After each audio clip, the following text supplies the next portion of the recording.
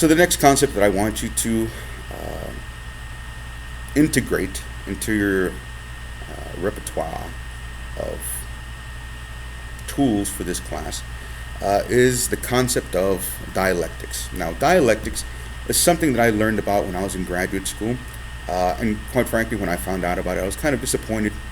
Um, I was disappointed in the public school system. Apparently, dialectics is something that's taught to children on the Eastern School Board. I didn't hear about it until graduate school. And so, dialectics is basically it basically functions on three precepts. The first precept is everything's made up of opposing forces. The second precept is gradually one force overcomes the other one. The third precept is that change happens in spirals, not circles.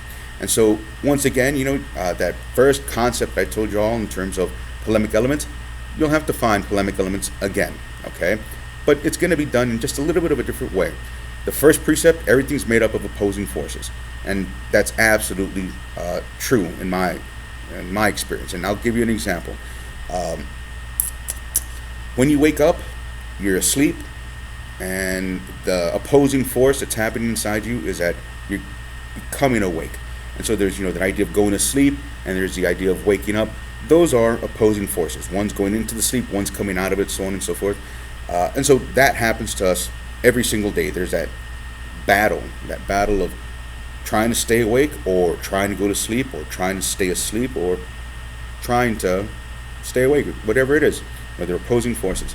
Um, when you're in your vehicle and you step on the gas, you don't go 0 to 60 immediately. You gradually get up to it. You go from 0 to 1 to 2 to 3 to 4 to 5 to 6 to 7 to 8. You go through all those different speeds. You might just be there for a fraction of a second, but you go through those speeds, okay? Now, there's speeding up, but then when you hit the brake, that's slowing down.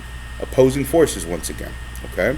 Now, the second precept of dialectics is that gradually one force overcomes the other. In the morning, when you wake up, you're 95% asleep, 5% awake. You hit the snooze. 9 minutes later, it goes off again. And then you're 90% asleep, 10% awake. You hit the snooze again. And then 9 minutes later, you're 85% asleep, 15% awake. Enough for you to actually get up. You go into the shower. The water hits you. You're 50-50 at that point. You drink your coffee, before you leave to wherever you're going. And at that point, you're 75-25.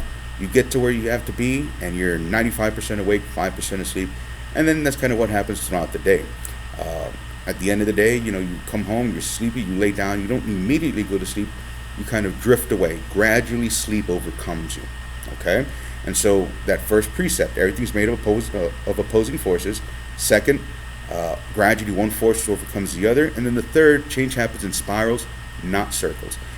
This particular concept, what you have to kind of understand is that history repeats itself. History repeats itself.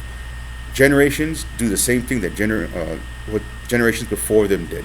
The world changes, and it changes kind of in cycles. It's cyclical, but it's not a circle, okay?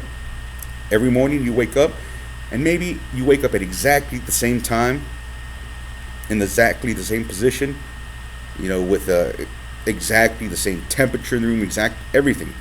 It might be that you're able to do that, but the truth is, even if everything is perfect like that, it's not circular. It's a spiral.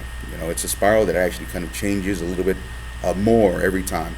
And so throughout history repeats itself, but it repeats itself in different clothes. It repeats itself in different ways. It's not exactly the same every single time. And so I want you to find this idea in Beowulf. And I'll, kind of guide you there. I'll guide you there. Think about Beowulf.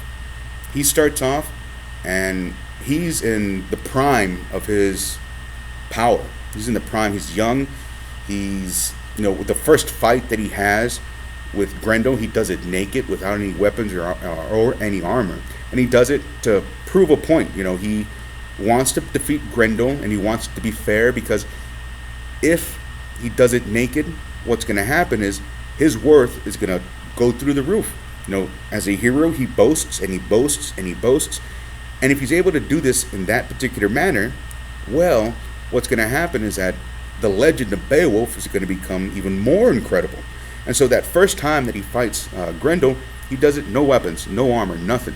The second time, he actually needs weapons and he needs armor, in order to be able to fight Grendel's mother.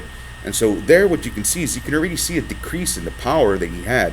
He's no longer that perfect warrior. He needs a little bit of help, a little bit of technology, in order to defeat her. At the end, when he's fighting the dragon, he needs his armor to save him. He needs his sword breaks. The hunting, the sword that never had failed him, so on and so forth, that breaks. He needs his men to be there. Whereas, at the beginning, with the Grendel, he didn't want anyone else to fight Grendel but himself. When he was fighting with Grendel's mother, he told him, "You stay out here. I'm going to swim under there and do it myself." At this point, at the end, his power has declined. His power has declined. Gradually, one force overtook him. His youth was strong at one point, and then gradually what happened was that his age caught up to him, and it eventually ends him. And so you can see that gradual overtaking of his power in Beowulf. In terms of the cycles, notice at the very beginning of the story, it starts with the funeral. At the very end, it ends with the funeral. And so apply the idea of dialectics to Beowulf. This is a little bit more challenging, I think, but I believe y'all can do it.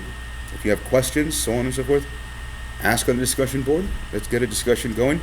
Post something. Make sure you reply to at least one person.